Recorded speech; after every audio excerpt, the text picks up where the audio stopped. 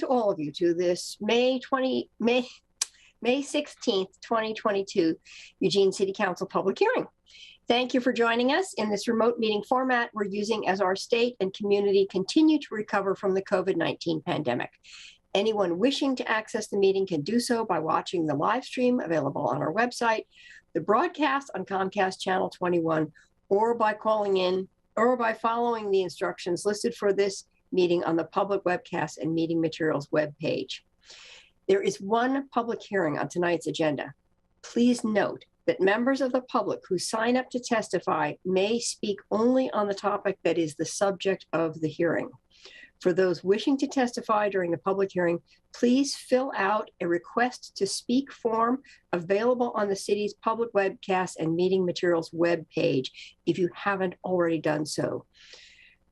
We will accept request forms to speak until 7:35.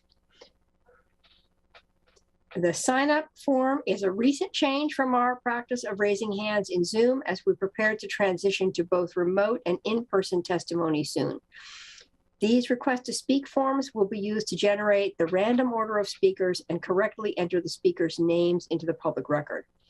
For those joining the meeting by phone that wish to provide testimony and are unable to complete the request to speak form online, press *9 and the last 3 digits of your phone number will be added to the speaker's queue.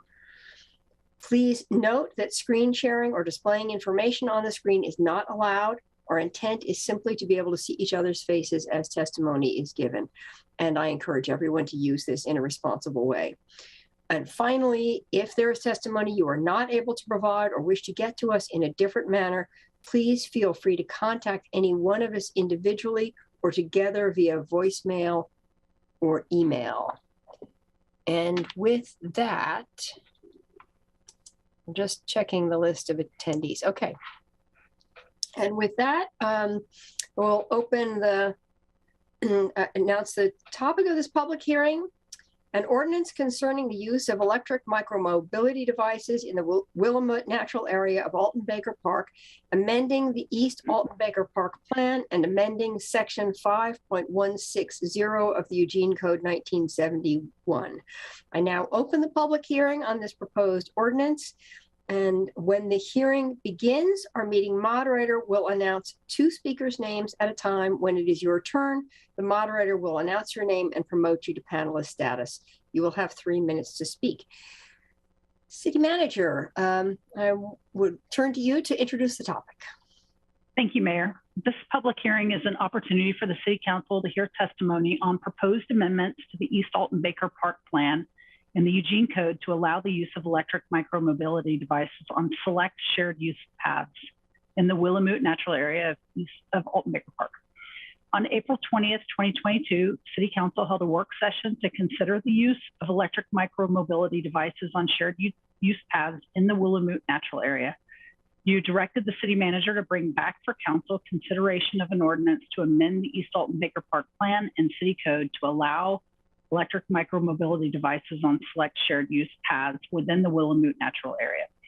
In 2002, the area formerly referred to as East Alton-Baker Park was officially named the Willamette Natural Area of Alton-Baker Park. Maps showing which shared use paths in the Willamette Natural Area would allow electric micromobility devices if these amendments are adopted are provided as attachments to the AIS. As a reminder, tonight is just a public hearing. We have not yet scheduled action on this, and we'll wait till the end of tonight. Thank you. Okay, thank you. I now open the public hearing, and I guess I'm turning to staff. To Naya, if you can please share the list of speakers on the screen and announce the first speakers.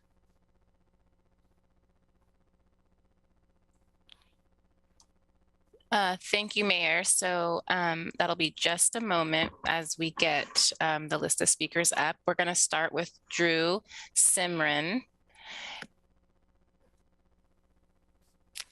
Hello. Hi, My name Drew. is Drew Simran. Drew, Hi. hold on just one moment. Okay. And we are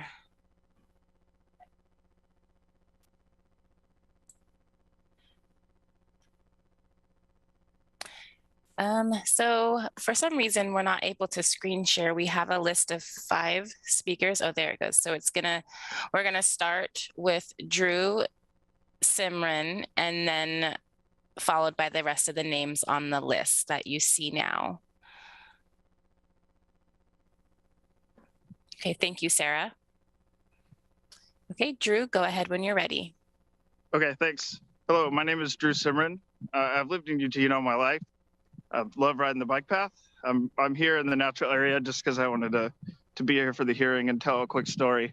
Was riding the bike path with my friend, and we were riding along the river in the part that's proposed to be closed for electric bicycles, and a guy zipped by on one of the e-bikes going pretty fast, whipping around the corner. And as you know, it's a really narrow path there. I support the amendments that are being proposed to the plan. This is a pretty safe road here to have high-speed electric bikes on. I think it's appropriate to close the other road to electric bikes. And I do think that it's important to add signage because I have known that the e-bikes are not allowed in this area, but for years there hasn't really been any signage saying that e-bikes are prohibited. People use them, so I see that. I'm glad that the regulations are catching up, but I'm glad that the paths are going to be managed appropriately for speed and safety. So that's all, and hopefully we can get some good signage and information out to people as well.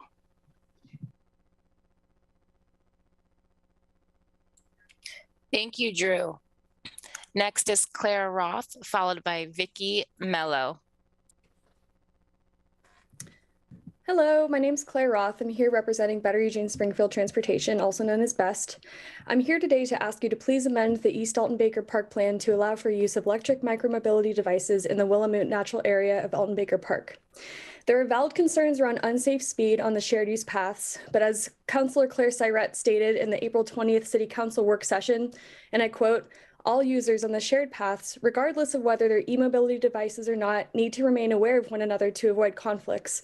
People can behave badly on any kind of device, even when on foot, and that is not a function of whether or not their device is powered by an electric motor." End quote. The City of Eugene is already working on addressing this exact point. In fact, last year it launched a path etiquette campaign to promote courtesy and safety among all shared use path users and includes community outreach, education, media, and temporary signage among its tactics. I think that sounds like a pretty good toolbox, in my opinion. In tandem with the path etiquette campaign, I want to echo what the last speaker said, and also to address safety concerns. I'd like to urge council to take the additional step to add signage or maybe like a gate-like structures to discourage bicycle use, electric or acoustic, on the primarily pedestrian usage paths where it's unsafe to be traveling at high speeds, and at the same time direct pedestrians to use these paths for a more tranquil and natural experience. Signage is really great for this kind of stuff, especially we're going to be getting an influx of visitors for Oregon 22, so signage is key here. One last point I would like to cover is a matter of definition. The codified laws of the state of Oregon define electric assisted bicycles as the following, and I quote, "An electric assisted bicycle shall be considered a bicycle rather than a motor vehicle for purposes of the Oregon Vehicle Code, except when otherwise specifically provided by statute," end quote. With this in mind, the language used in the original 1996 East Alton Baker Park plan specifically called out motorized vehicles, aka cars, as being banned from the park, while going on to say, and I quote, and sorry for all the quotes, "East Alton Baker Park will link the Eugene and Springfield communities in the areas north and south of the Willamette River by providing safe, efficient, and accessible corridors for non-motorized transportation. As it is today," and end quote, "as it is today, the alternative routes for e-mobility to travel between Eugene and Springfield are not safe, efficient, or accessible. We need to realize these goals by allowing for e-mobility in East Alton Baker Park and taking the proper steps to keep all active transportation modes safe and comfortable. Thank you so much for your time." Thank you, Claire. Next is Vicki Mello, followed by Jennifer Gordon.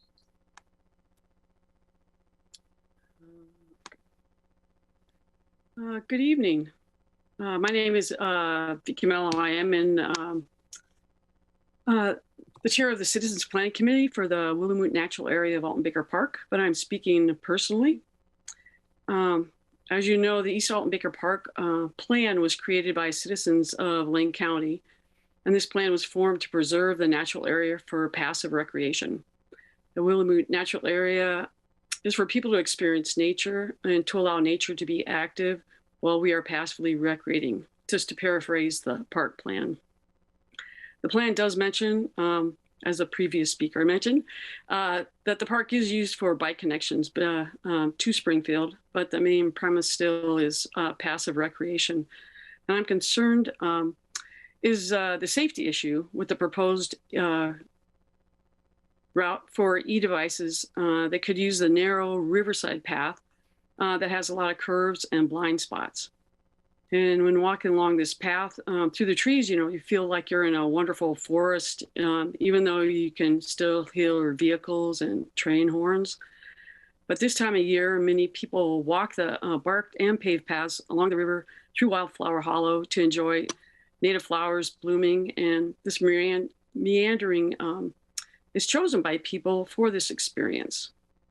And allowing e-devices to travel even 10 miles an hour along this route could discourage people from coming to the Willamette Natural Area to enjoy the changing seasons.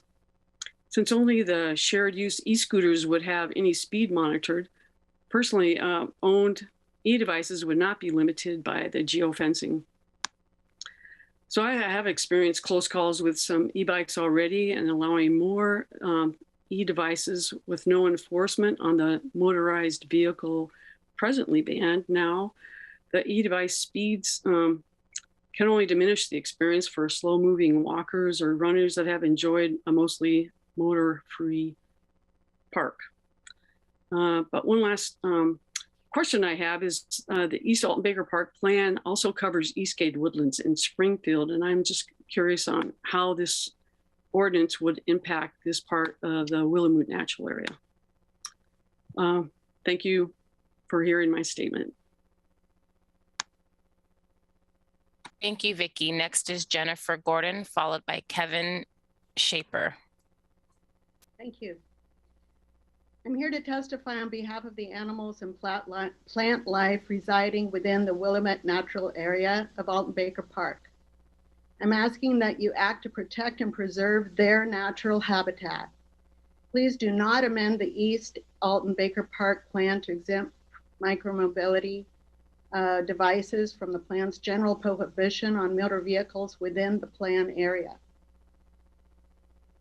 We have other transportation corridors, but only one natural area. It should be managed first and foremost for the benefit of the plants and animals that live there, and secondly, for the people who are there to appreciate and learn about the natural area. It should not be for people speeding through on their way from one place to another. There are other transportation corridors. This is a natural preserve, and we need to protect it. Thank you for your consideration.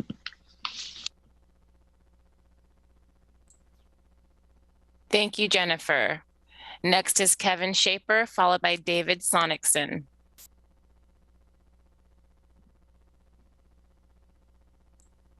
Hi, my name is Kevin Shaper, and I live at the western edge of Springfield near the bike path connection. I've been using an electric cargo bike as my primary form of transportation for 10 years. And in that time, my partner began to use one as well. And over time, we went from 2 cars to 1 car, and about a year ago, we downsized to no car at all. And the path network through Alton-Baker has been essential in allowing my family to transition away from fossil fuel-based transportation, which is great for the birds and the squirrels and all the animals, including us. And it has this park connection has been and will continue to be our only route to Eugene. We can't live car-free without our bikes being electric because of the steep hill, and we can't get to Eugene safely without riding through East Alton-Baker Park. We're not going to take Franklin, for example. There is a path etiquette aspect that I would like to address because I do spend a lot of time in the park, including walking with my young daughter. And I'm really aware about concern from passing through bikes. And my experience on a bike and my experience being passed by people on bikes when I'm on foot is that if you're on an electric bike, it doesn't cost you anything to speed back up after slowing down. And so, it's the people who don't want to lose their momentum who pass in the scariest ways in the tightest places, in my experience. And that's not an argument against acoustic bikes. That's just an argument in favor of building a culture of being kind to one another on bike paths. And somewhat related to this, I do want to encourage the council to consider adding better on-street routes parallel to the river path system. I think if you give people who are in a hurry protected bike lanes on arterial streets, the path network is going to naturally get more calm because it stops being the only route. I want to thank you for addressing this essential connection between Eugene and Springfield. Thank you, Kevin. Next is David Sonicson.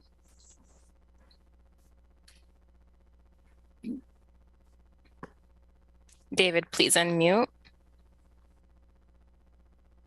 Hi, David Sonicson here.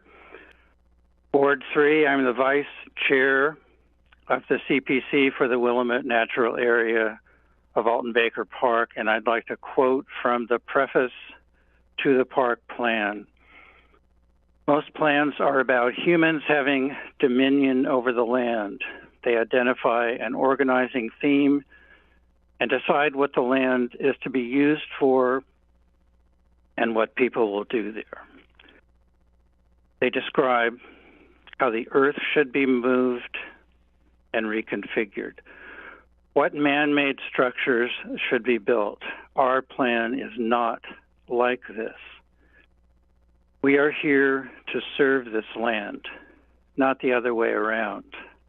We recognize that the land has its own integrity, inherent design, and organization. And we see ourselves as being here to learn from the land and let it shape us, unquote. Our plan speaks with the currency of a living constitution. Its aspirations are evident and vital. There is no less need in 2022 for an oasis of darkness within a carnival of artificial light. There is more. There's no less need now for passive recreation and immersion into ecosystems promoting non-human activity. There is more. It is more necessary than ever to cherish natural areas where motorized vehicles cannot intrude. Now is not the time to unravel the East Alton-Baker plan. And I'd like to add that signage doesn't belong in a natural area to excess, and the kind of signage that was mentioned earlier would be obtrusive. And the map that Rob Interfeld has depicted shows a red area where e-scooters would be geofenced from proceeding, but that's the least curvy part of the park path system. The green line that leads into Springfield is deceptive in itself because fleet e-scooters are geofenced from operating in Springfield, so it's not a through route for them. Thanks very much, and I'm done with my testimony. Thank you, David. And Mayor, that concludes the public hearing.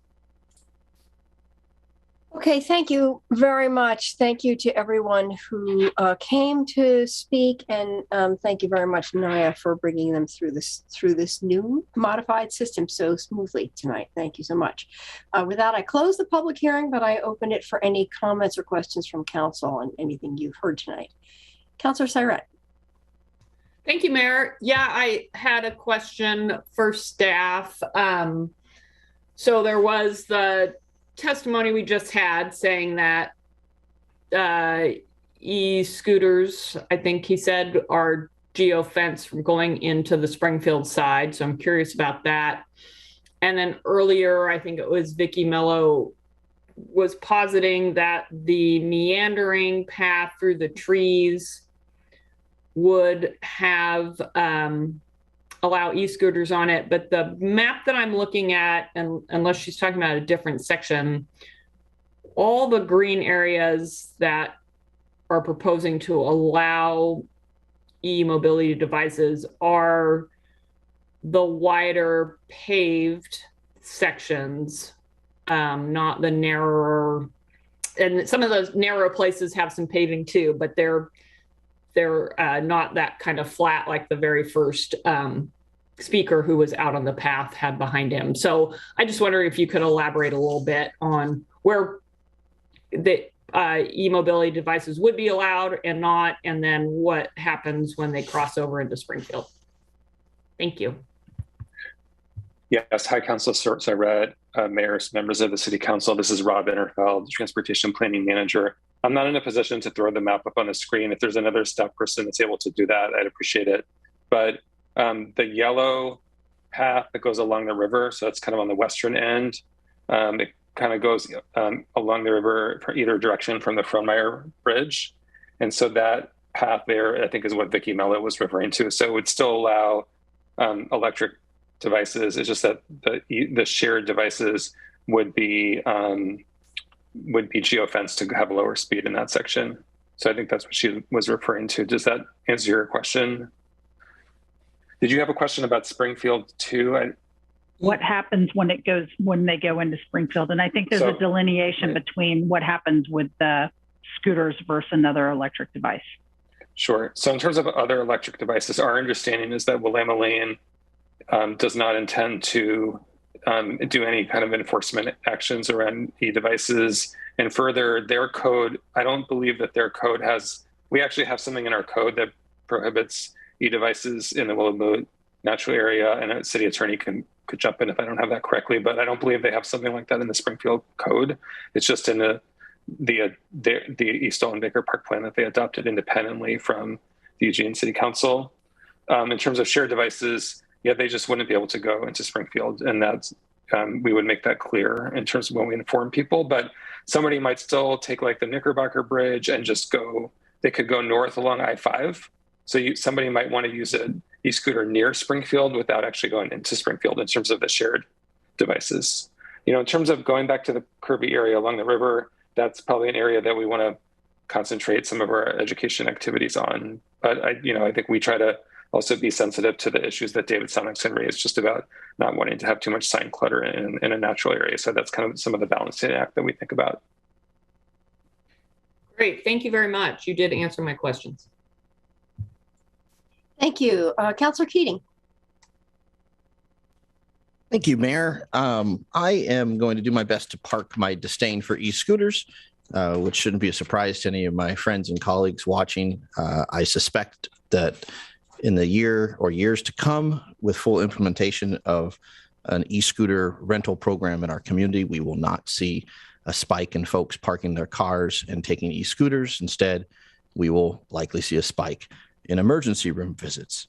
But I'm going to focus my time tonight, Mayor, on a note that we received from one of our community members who provided testimony tonight, Vicki Mello, the acting chair of the Citizen Planning Committee of the Willamette Natural Area at Alton Baker Park. And I wanted to read into the record Vicki's email to council on April 19th, prior to our April 20th work session. Vicki Mello writes, "Hello, Mayor and City Council. I'm a member and acting chair of the Citizen Planning Committee for the Willamette Natural Area of Alton Baker Park. The CPC, the Citizen Planning Committee, has shared many concerns with the proposed pilot project and its impact in the Willamette Natural Area of Alton Baker Park. Safety is our primary concern. The narrow paths along the river and some blind curves are possible places where squirrels, mink, foxes, human walkers, and runners may abruptly encounter a fast-moving e-scooter. The East Alton Baker Park plan is clear. The natural area be used for passive recreation and allow visitors the opportunity to enjoy a slower pace. We are not opposed to people enjoying the natural area. We would like to encourage the enjoyment of the peaceful surrounds for bird watching, sharing the beauty with out-of-town visitors. The electric vehicle growth in the area has increased over time. for a pilot project, we hope the narrow pathways would be exempt from use by these motorized devices. We want visitors to enjoy the natural area, not be discouraged from visiting. I know the plan for alternative transportation is important. I'm a bike rider myself. The CPC has discussed this topic at many quarterly meetings since 2020, when we first heard of the pilot project for micro-mobility devices for sharing, as you have read in our meeting minutes shared with council. I understand a trial period will help understand usage around the city. I caution any changes to the EABP plan. For the trial period, I caution changes. Updating the park plan is important and needs public input from a variety of users. I was hoping the CPC could take part in the work session on April 20th. That did not seem to be the case. The CPC would welcome continued dialogue, the many facets of the park plan going forward. Thank you for all your work on council. I appreciate your consideration of all points of view on this project. Vicki Mello, Acting Chair of the Citizen Planning Committee for Willamette Natural Area, Alton Baker Park. Vicki, thank you for your testimony. And it was important for me to read that into the record. Thank you, colleagues, for listening. Okay, thank you very much, Councillor Keating, for that. Any other comments or questions? So I appreciate staff reviewing the map. Councillor Surratt, thanks for asking for that review of the map again, and the clarification about which paths are designated for which level of protection or purpose. So I appreciate that. I'll take a look at that again, and thank you again. And if there are no other comments or questions, we are adjourned. Thank you all.